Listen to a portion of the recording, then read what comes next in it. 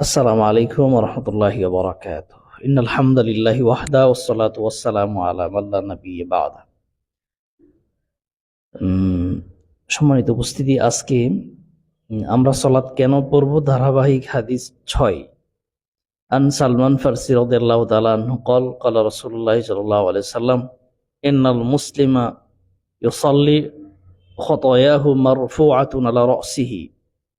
যে কোন মুসলিম যদি যখন সালাতে দাঁড়ায় তার যত গুনাহ আছে সব গুনাহগুলো তার মাথার উপরে উঠে যায়।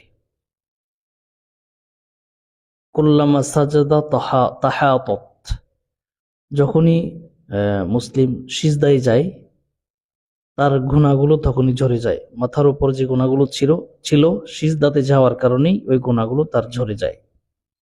হিনা ইয়াফরাগু মিন সালাতিহি, যখন এইভাবে সালাত শেষ করে কুল্লামা তাহাতত খতায়াহু, সব যত গুনাহ ছিল সবগুলো তার ঝরে পড়ে যায়। সুবহানাল্লাহ।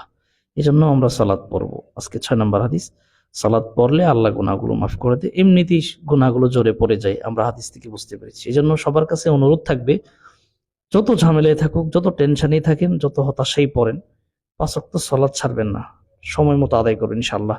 আল্লাহ তৌফিক দান করুন, আমিন। আসসালামু আলাইকুম ওয়া রাহমাতুল্লাহ।